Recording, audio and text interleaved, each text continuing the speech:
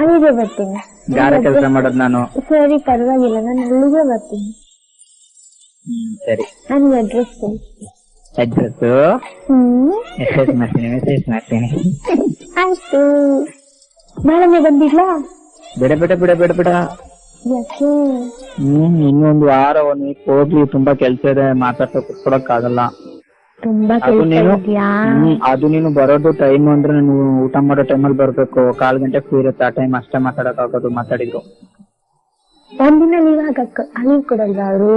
ತುಂಬಾ ಕಷ್ಟದಲ್ಲಿದ್ದೀನಿ, ಅರ್ಥ ಮಾಡ್ಕೋ. ಸರಿ ಪರವಾಗಿಲ್ಲ ಬಿಡು.